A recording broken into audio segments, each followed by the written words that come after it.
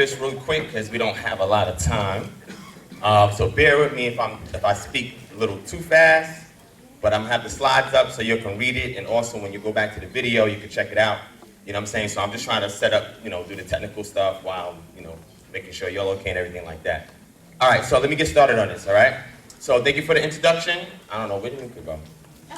Oh, right there. Thank you for the introduction. It's an honor to be here to speak on this platform with Gregory and Lika, as well as the other speakers and presenters. I hope you guys are enjoying yourselves so far. If not, I'm gonna try to turn it up a little bit, all right? All right. I want to thank all of you for being here, so give yourselves a round of applause real quick. Because y'all lasted, y'all the VIPs, all right? So we're doing this for y'all, all right? All right, so let me get started. How many people in here has had personal experience with being incarcerated or know someone that is incarcerated? Raise your hand. I think that's almost everybody in here, right? Okay, can you hear me good on the mic?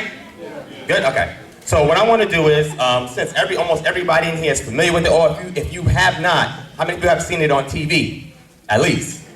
Have you seen it on TV, read it in a book, heard it in a song? Anybody? All right, that should be everybody, right? Con, yes, see, whatever you want to use. All right, cool. I just want to make sure you're awake and you're involved, all right? All right, cool, because I can't do this without y'all. All right, let's rock. All right, so if you look here, the name of my presentation is called P.I.C.N.I.C. P.I.C.N.I.C, right? Prison Industrial Complex for Negroes in Circumstance. Now, when I first posted it, I had a different word for C, but I put that one there because it looked more appropriate. But if you look here, look at the images on this PowerPoint right here. What does that bring to mind to you? Look at all these images. What does that bring to mind to you? Slavery. Anybody? Slavery. What else? Genocide. Huh? Genocide. Genocide. What else? Oppression. Drug game, somebody said. All right, what else? Oppression, he said. Oppression. All right, good. All right, so you see all of this. So I have imagery right here. We have a slave in shackles, and then we have a slave on a plantation. We have a brother behind bars, and now we have the brothers outside of the bars doing some work. Up here, we have a black man voting. Right next to it, we have a lynching, with a lynch mob there having a picnic. At the same time, the lynching is going on. And now we have a brother right here with crack. All right? Then right in the middle is a handgun, some shells, and some money. All right? So these are the things that come to mind to me when I think about incarceration, better known as the prison industrial complex. But let's run through this real quick. I'm gonna run through this real quick. All right, well, I guess I can't real quick because I don't know why this is not working.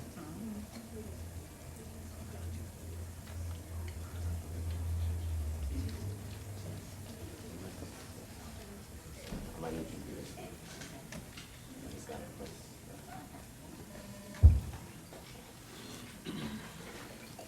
All right, sorry about that, y'all. All right, you can hit next. All right.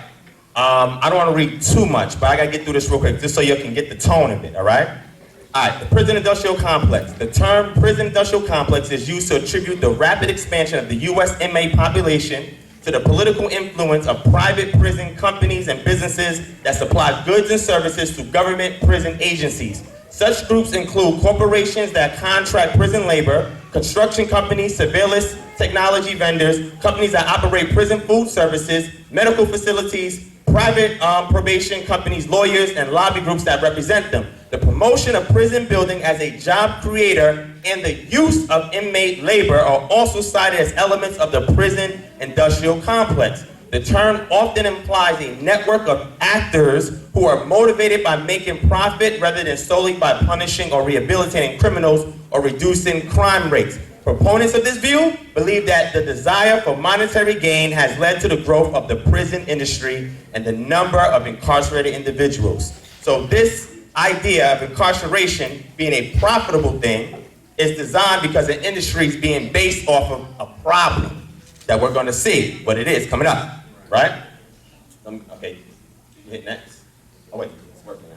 All right, cool. All right, as the prison population grows, a rising rate of incarceration feeds small and large businesses such as providers of furniture, transportation, food, clothes, and medical services, construction, and communication firms. Furthermore, the prison system is the third largest employer in the world. How many of y'all knew that? Nobody, like maybe a few people. All right? Prison activists who buttress the notion of a prison industrial complex have argued that these parties have a great interest in the expansion of the prison system since their development and prosperity directly depends on the number of inmates. They liken the prison industrial complex to any other industry that needs more and more raw materials. Prisoners being that material, right? I don't want to read too much of this, but the prison industrial complex has also been said to include private businesses that benefit from the exploitation of the prison labor. Prison mechanisms remove unexploitable labor, or so-called underclass, from society and redefine it as highly exploitable labor. All right, let's move forward. So that's just an idea of what the prison industrial complex is if y'all have never heard of it before. But I'm sure everybody pretty much is familiar to some degree what that is. Negro. The word Negro was used in English-speaking world to refer to a person of black ancestry or appearance. All right? Around 1442, the Portuguese first arrived in southern Africa while trying to find a sea route to India. The term Negro literally means black, was used by the Spanish and Portuguese as a simple description to refer to the Bantu peoples that they encounter, which is this one ethnic group, all right? From the 18th century to the late 1960s, Negro, later capitalized, was considered to be the proper English language term for people of black African origin, right? Let's move forward.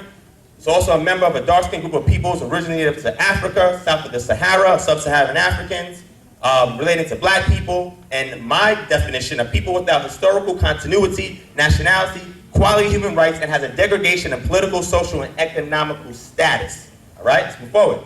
Circumstance, a fact or condition connected with or relevant to an event or action. One state of financial or material welfare. Keep that in mind. All right, so I'm just trying to define the title for you. Going into this, we have to deal with a problem, an analysis, and a solution. All right, this is very important. You have to identify the problem. Once you identify the problem, you have to see what your current status is, and then you have to analyze what the solution is. Why? Because if you don't know what your status is, you don't know if you're still having a problem or if you're working towards a solution. Feel me? All right, cool. Let's move forward. What is the problem? Prison Industrial Complex is the title of a recorded 1997 speech by social activist Angela Davis. How many people know Angela Davis in here? All right, see a lot of young people not raising their hand, but you're gonna learn, all right? All right, so look, later released as an audio CD that served as the basis for her book of the same title. Davis also co-founded the prison abolition group, Critical Resistance, which held its first conference in 1998. Her article entitled Mass Racism, Reflections on the Prison Industrial Complex, and I encourage y'all to go look this up, published in the fall 1998 issue of Color Line, stated homelessness, unemployment, drug addiction, mental illness, and illiteracy are only a few of the problems that disappear from public view when human beings contending with them are related or relegated to cages, Davis says. Taking into account the structural similarities of business-government linkages in the realms of military production and public punishment, the expanding penal system can now be characterized as a prison industrial complex. Prisons do not disappear social problems, they disappear human beings. Homelessness, unemployment, drug addiction, mental illiteracy are only a few of the problems that disappear from public view when human beings contending with them are relegated to cages. So you're locking people up, but you're not fixing the problem. And that's done by design because somebody's making money off of it. It's the image of the lovely young queen right there. Did you hit that? All right, can you go back? Go back. Go back. All right, go forward. Go forward. Go forward. All right, right here. All right, post-Civil War Reconstruction era. All right, so now in order to identify this problem, to see where it comes from, we have to go back in history, all right? So I need you to follow me for a little bit. I'm gonna read some history, I'm gonna expound on it, but I need you to get the history first before we see the current status and we go to the solution, all right? All right? Done, all right, move forward, you can go next. All right, first thing is the Emancipation Proclamation. How many people know about the Emancipation Proclamation? All right, somebody tell me what it is. Anybody? Slavery and made it into basically an employee-employer relationship instead. Yes, that's the technical. And I don't want to get too technical, but that's a great answer. So somebody give me the layman's answer for that. And you can't answer because, you know, we're going to be doing a deep one-on-one, but somebody just freedom of slaves, right? That's the impression of what the Emancipation Proclamation, but when it was declared, slaves wasn't free. They were still fighting the Civil War. But the objective was to give the slaves an incentive to fight in the war. All right? Now remember, the Civil War wasn't fought to free slaves. How many people knew that? See, I know most people think it was. That's what you taught in school, right? The objective of it was to bankrupt the South. The South's biggest resource was slavery. So if the South is not agreeing with terms in regards to the North, because somebody was bankrupt, and it was the North because the North was opening up so many factories, loans.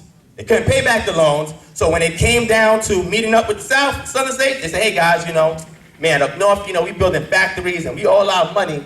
Can y'all help us out? Southern states is like, nah, that ain't our problem.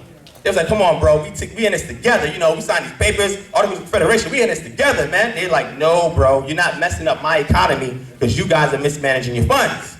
So North says, listen, if you don't help us, y'all gonna have some problems. South side, do what you gotta do.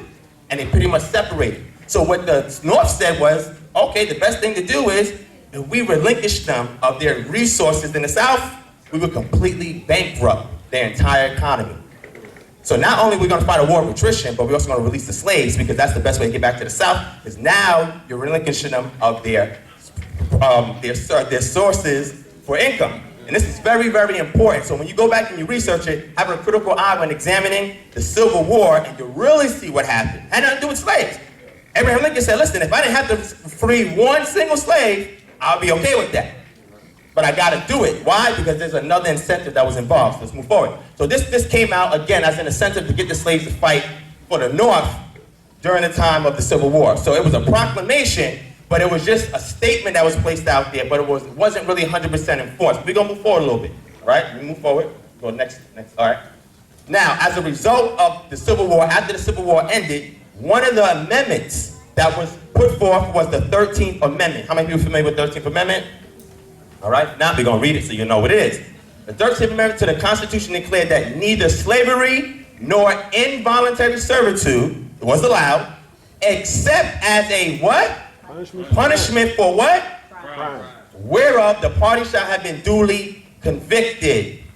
Formally abolishing slavery in the United States, the 13th Amendment was passed by the Congress on January 31st, 1865, and ratified by the states on December 6, 1865. That right there is an actual microfiche of what it actually looked like when they actually penned it down, right? So this is saying here, on the surface now, because I'm only gonna say surface, this stuff gets real deep, but we're gonna say the surface.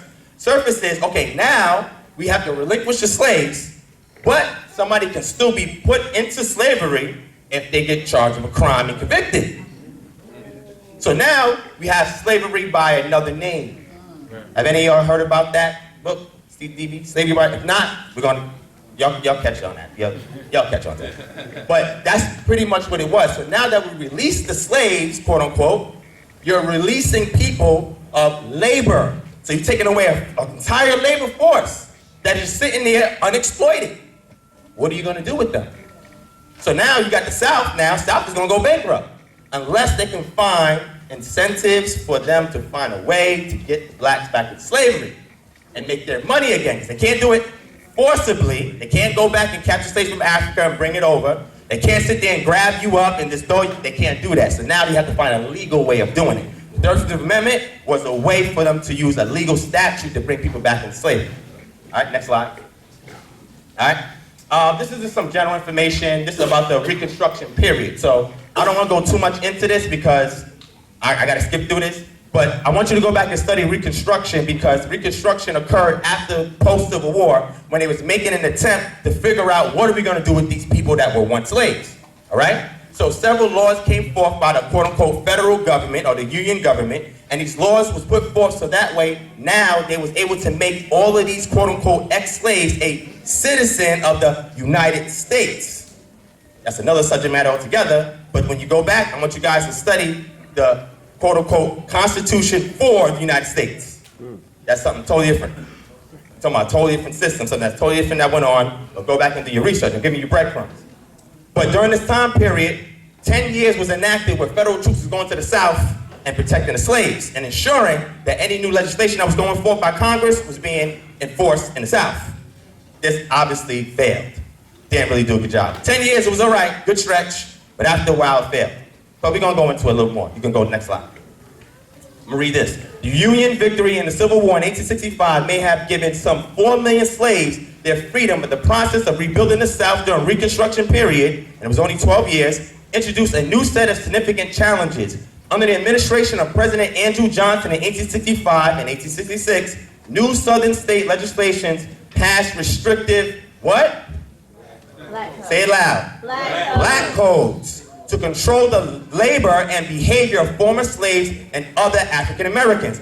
Outrage in the North over these codes eroded support for the approach known as the presidential Reconstruction and led to the triumph of the more radical wing of the Republican Party. Next slide. Black codes. How many people know what black codes are? Not? Got to study these stuff. Because again, if you don't do the history, you're not going to know what's going on in the present. History always repeats itself, just in a different way. Nothing new under the sun. Next slide. The black codes and the pig laws. How many people know about the pig laws? See? Less and less people raising their hand. This is good stuff. This is stuff they don't teach you in school. How many people learn this in school? Raise your hand. Y'all learned about all of this stuff I just showed you so far in school?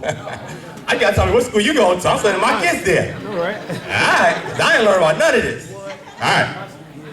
Because now, you know what they're telling the kids now? We were migrant workers that was brought over here. How many people have seen that picture on Facebook or Instagram? Migrant workers? So they just show them and say, hey, Master Boss, I'm gonna come work for you over there in America. Never see my family again, never be able to grow my own food, never be able to do anything with any liberty. I'm just gonna come over there and work in America. Come on, bro. All right. Immediately after the Civil War ended, Southern states enacted black codes that allowed African Americans certain rights, such as legalized marriage, ownership of property, and limited access to the courts, but denied them the right to testify against whites, to serve on juries, or in state militias, vote, or start a job without the approval of their previous employer? So if they just released me from the plantation, and I'm out here in the free world, and they're like, oh, bro, where's your references at? I need to know who was your last employer. You think that when they call back and ask my ex-slave master, hey, how's this guy, how is he doing on a plantation? You think he's gonna give you some good words? Say, yeah, he was a great worker and you should hire him? He's gonna say, no, this is the worst worker ever. Don't hire him. And under the black codes, they was allowed to do that, and all these people became disenfranchised and couldn't work. See how they set them up? Okay. It says, and they couldn't testify against whites. So if a crime committed, black folks say, no, if a white person did it, nah, you can't say nothing. Can't say nothing. Now, when you look at the Black Lives Matter, even though I don't fully support the Black Lives Matter, but I like a lot of things that they're doing, testify against whites is something very important. This is why that voice is so strong, because at one point in time, we couldn't testify against the police shootings or any of these violence that was happening. Now we have the opportunity to do it. So you have all these years of pent-up aggression and restrictions now being unleashed, because now we're in a period of time where things are more outspoken based on social media.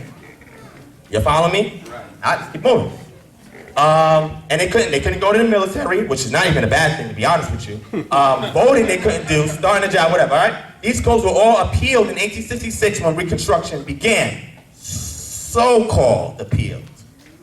But after the failure of Reconstruction in 1877 and the removal of black men from political offices, because we were trying to get in, Southern states again enacted a series of laws intended to circumscribe the lives of African Americans. Harsh contract laws, okay, penalize anyone attempting to leave a job before an advance had been worked off. What?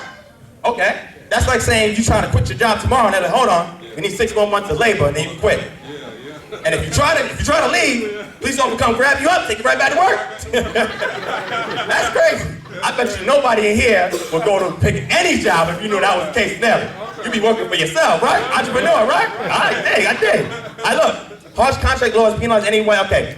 Pig laws unfairly penalize poor African Americans for crimes such as stealing a farm animal, just to eat and survive.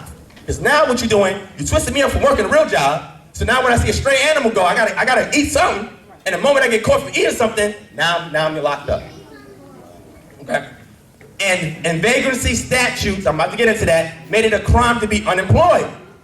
How many of us, okay, let me ask this question. How many of us have been unemployed?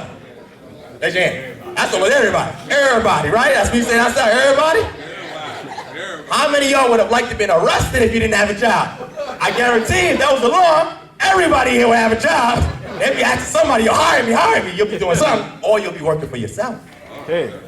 Follow me? This is what they had to deal with, family. All right? Many misdemeanors or trivial offenses were treated as felonies. Felonies, jaywalking. You're going to jail for 10 years. How many people jaywalk after that? All right. With harsh sentences and fines, the pig laws stayed on the books for decades and were expanded with even more discriminatory laws once the Jim Crow era began. And these are some people right here that was affected by the slave code, the black codes, because of things as trivial offenses. You want to say something, brother? With the pig codes, you couldn't even laugh. You couldn't laugh in public. If you were black, you couldn't laugh in public. No, that was another offense. You could do 7 to 10 years for that. For laughing. Wow. They had barrels in the streets. All of that. Put your head in the barrel. Next slide. That's great. I want y'all to go back and study. That's very, very serious. Let me go through this real quick. I'm going to read some of this and just expound. There's a lot of information. On January 9th, 1866, the House of Delegates passed the act providing for the punishment of vagrants, with the Senate of Virginia following suit 6 days later. The law passed in both houses by voice vote, leaving no record of which delegates and senators voted for or against it. There was little or no newspaper commentary like a lot of the laws that get passed now, such as the Patriot Act. You didn't know about that until it came out. All right. Leaving no record of delegates, blah, blah. There was no commentary about it, reports of legislative speech, or explanations for their votes. There's no record of whether Pierpont supported or opposed the regulation. Either way, he did not veto power. Keep looking. The law's preamble states that there have lately been a great increase of idle and disorderly persons in some parts of this commonwealth. Wait, hold on. You just freed me from slavery, but you're doing all these black codes. Now I can't do nothing. You get mad because I'm idle, but I'm trying to figure out what the hell to do. And most of our people wasn't even educated in the South to even know where to start. But now you're passing a Vagrancy Act because now they got to deal with these idle blacks. Idle blacks. And see, we take a lot of this stuff for granted today. Because a lot of us, not all of us, but some of us are idle, don't be doing nothing. Imagine you was getting locked up for being idle. All right. It says, all right. Nothing comparable had happened to any appreciable number of white Virginians, suggesting that the law was intended to apply mainly to or for former slaves. The preamble declares that if the state does not act, it will be overrun with dissolute and abandoned characters. Not even people, characters. So if the state didn't act it, there was a statute in the law that says, listen, if you guys don't do it, you're going to increase the problems that we're experiencing. We get to point the finger at you. As a remedy, the law authorized justices of peace and overseers of the poor to arrest vagrants and hire them out for what? For any term not exceeding 3 months. Hold on, let's go back to that. As a remedy, the law authorized justices of peace and overseers of the poor to arrest vagrants, arrest them, and hire them out. Are y'all seeing what's going on here? Okay, next slide. I'll run through this. That takes you to the convict leasing program. How many of y'all know about the convict leasing program? Only 2-3 people. See? See why history is very important? So after you arrest the vagrants, then you got an option to hire them out. Now you can sell them back to the slave master. Slave master put you behind back on the farm, on the plantation, because now it's by punishment and conviction. See? Vagrants is all over the place. Nobody's getting a job because all these black codes are there. So now the law says, okay, you guys are idle, we see you walking the street, any minor offense, we're gonna grab you, convict you, and now we're gonna give you back to slave master. There you go. Have fun. All right. Convict leasing was a system of penal labor practiced in southern United States. Convict leasing provided prisoner labor to private parties such as what? Plantation owners and corporations such as the Tennessee Coal and Iron Company. During the Industrial Revolution, how do you think all of these things got made? Prisoner labor. And it was legal and lawful. Okay. The state of Louisiana leased out convicts as early as 1844, but the system expanded all through the South with the emancipation of slaves at the end of the American Civil War in 1865. It could be lucrative for the states. In 1898, some 73% of Alabama's entire annual state revenue came from convict leasing. That's crazy. Now, I had the statistics for every state, but most of the southern states had over 55 up to 85 increase in revenue based on this program. You think that well, hold on, you think they're gonna let something like this go? You think today, because you're in the modern day times, this ain't here no more? Okay, let me ask you a question.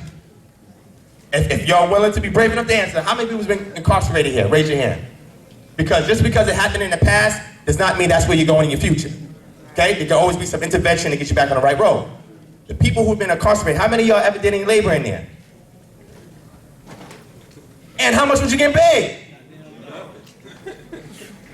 And it's legal, but look where it came from. It came from dealing with the problem of ex-slaves. You see, they couldn't let a bunch of slaves that had trades from being on a plantation and doing slavery, trades now, go in and create their own communities. Can't have that. Because if you do that, you're going to create your own nation within a nation. Then eventually you're going to arm yourself to protect the things that you work hard for. That's why we talk about Black Wall Street. So now we got to do something about the problem. We got to give you a hard time, legally. Okay. Essentially, both black legislators and whites in the criminal justice system colluded with private planters and other business owners to entrap, convict, and lease blacks as prison laborers. The constitutional basis for convict leasing is that of 1865 13th Amendment, while abolishing slavery and involuntary servitude generally permits it as a punishment for crime. Next slide. 15th Amendment says what? It says, to the United States Constitution prohibits the federal and state governments from denying a citizen the right to vote based on the citizen's race, color, or previous condition of servitude. I'm skipping through that. Next slide.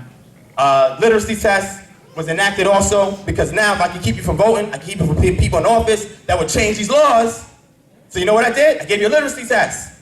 They didn't even teach you to read on plantation. How you gonna pass a literacy test? Next slide. Let me show you. This is the actual literacy test. Let me show you how ridiculous this is, right? Draw a line through the two letters below the one last in the alphabet. And the first circle below, write the last letter of the first word beginning with L. Over here, draw in the space below a square with the triangle in it, and within the same triangle, draw a circle with the black dot in it. Spell backwards, forwards. Print the word vote upside down, but in the correct order. Come on, bro. This is ridiculous. Seriously, this is ridiculous. But if you can't pass it, you can't vote. As long as we keep you from voting, you can't change these convict lease programs, you can't change the Vagrancy Act, you can't change the black code, you can't change pigs laws, you can't do none of that. Y'all feeling me? All right, next slide. Civil rights era. Keep going, let's go. Civil rights movement. Civil rights movement was a mass popular movement to secure for African Americans equal access to and opportunities for basic privileges and rights of U.S. citizenship. Although the roots of the movement go back to the 19th century, it peaked in the 1950s and 60s. African American men, women, along with whites, organized and led the movement at national and local levels. They pursued their goals through legal means, negotiations, petitions, and nonviolent protest demonstrations. The civil rights movement centered on the American South. That was where the African American population was concentrated and where racial inequality in education, economic opportunity, and the political and legal processes were more blatant, all right? Then it goes into Jim Crow laws, and the movement therefore addressed primarily 3 areas of discrimination: education, social segregation, voting rights. Problems started happening as time progressed. Blacks got smarter, and once they got smarter, they got more organized. Once they got more organized, then we can move in advance, because now you're organizing, now you can mobilize. Problem is, now they're looking at this and say, wow, you know what? This is gonna be a big problem. So what we're gonna do is, we're gonna throw them a bone. We're gonna throw you a bone. All right, fine, you wanna vote, legal vote, all right, fine. You don't want segregation, all right, fine. Oh, you wanna integrate into this burning house? Cool, we'll let you run into it. Hey, house wasn't made for you anyway, but we'll let you in it. Okay. So civil rights movement, we thought it would solve some of those problems. It didn't really solve much. All it did was disguise all the problems. It didn't fix nothing. It was a great attempt. Very noble. Some success has come from it. I ain't gonna lie and say it was all bad, but we still have the same problems. The same problems. All right, forward. Voting rights changed in 1965. Move forward. Black power. By this time, civil rights activists were turning their attention to race discrimination in the urban North and West. Many younger activists, discontented with the slow process of change, were also becoming more militant. And you talk about Stokely Carmichael. How many of y'all know about Stokely Carmichael? All right, the rest of y'all need to research it. Now look, the term black power was advocates of black power favored of African Americans controlling the movement, exercising economic autonomy, and preserving their African heritage. Most controversial were the call for racial separatism and the principle of self-defense against white violence. These tenets were contrary to the ideals of a more traditional activist who favored racial integration and passive resistance. At the end of the day, by the 1970s, however, the Black Power movement had faded. It never gained the support of the larger African-American populace. That was a big problem. Let's move forward. Next slide. Next slide. Next slide. All right. Movement's legacy. By this time, after the assassination of Martin Luther King Jr. in 1968, the rise of black militancy and discernible gains in black employment opportunities, the civil rights movement had begun losing momentum. Observers maintain that the movement has a mixed legacy. It produced major legislation that reformed American society. It opened up new political, social, and economic opportunities to blacks. Veterans of the movement, however, lament that it fell short of addressing the economic needs of poor Americans. And if we're not making no money, then obviously we're going to get back to the same thing that we started from. All right, next slide. Going to pro, we'll run through this. So as a result of the 50s, 60s, 70s being so powerful, they're like, hold on. We got to do something with these movements. We got to find some way to stop these black people from being so organized, because if they don't, eventually over time, there's so much momentum's coming, the game's going to change. So what they did was, they started a program. Who started this program? How many of y'all know who started this program? J. Edgar Hoover. Who was his first individual that he wanted to infiltrate and destroy? Marcus Garvey. So from the beginning, they were trying to destroy us. But now, since so much momentum was coming, they had to do something more profound. Look at this. Following are transcripts of the official FBI COINTEL documents obtained under the Freedom of Information Act. Research that, look that up, you'll see the individuals who are responsible for actually revealing this. But look at some tenets. Prevent the coalition of militant black nationalist groups. In unity, there's straight, a truism that is no less valid for all its triteness. An effective coalition of black national groups might be the first step towards a Mau Mau, which is a black revolutionary army in America at the beginning of a true black revolution. So they understood what we was doing. They said, hold on, we gotta stop this. We can't allow them to keep coming together. Keep this unity. Prevent the rise of a messiah who can unify, electrify the militant black nationalist movement. Malcolm X was supposed to be one of them. Martin Luther King was supposed to be one of them. Stokely Carmichael, Elijah Muhammad, all these people was considered to be a possible black messiah. We gotta get rid of it. Can't stay around. Okay, next slide. Prevent violence on the part of black nationalist groups. Okay. 4, prevent black nationalist groups and leaders from gaining respectability by discrediting them to 3 separate segments of the community. The goal of discrediting black nationalists must be handled tactfully in 3 ways. You must discredit those groups and individuals to, first, the responsible Negro community. Second, they must be discredited to the white community, both the responsible community and to liberals who have vestiges of sympathy for black militant nationalist groups. The third one, these groups must be discredited in the eyes of the Negro radicals, that means the other militants, the followers of the movement. The last area requires entirely different tactics from the first 2.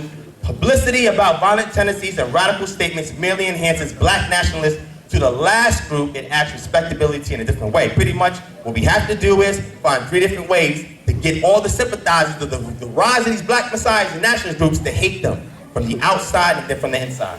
A final goal should be to prevent the long-range growth of black militant organizations, especially among the what? Youth. Youth was responsible for making a lot of these movements happen. Next slide. Next slide. All right, next slide. I gotta run through this. All right, I'm just gonna sum this up real quick. So after we had COINTELPRO, we broke up the Black Power, Civil Rights Movement, all of that. Next step was, okay, cool. There's still vestiges of this left. Organizing, mobilizing. So how can we get them to destroy each other? Crack. 80s boom, crack. How many people lived here in the 80s, don't have to tell me your age, that knew about the crack epidemic? Did you guys know how that started? Anybody want to take a shot at this before I run through it? Somebody take a guess. Because after this, if y'all don't know about this, this must be the most important thing you need to go back and research. Reagan Bush. But how did the drugs get in here? How? Military. Okay, get close. My brother back there, you're a speaker, you should be answering okay. Yeah, I ain't gonna ask you. Go ahead, Asa. They hired people to do it for themselves. In other words, like with Freeway Ricky Ross. They had CIA agents that were hiring people to do it for them. There you go. You want to say something, brother? No, go ahead. Watch rights. Okay, cool. Let me sum it up, because I'm running out of time. Yeah. Check this out. Where I got that part. Are you sure? All right, check this out. So, there was a civil war going on in Nicaragua. Central countries, right below Texas and all of that, Mexico, all of that. So what's happening was, you had a white community, that was not community, but a white oppressive system that was set up. It was overthrown by a quote-unquote communist system that was inspired by the communism over there in the East. And guess what happened after that? After that, you had these other individuals come, and these other individuals come and say, hey, you know what? We have to do something to reinstitute the system that we previously had.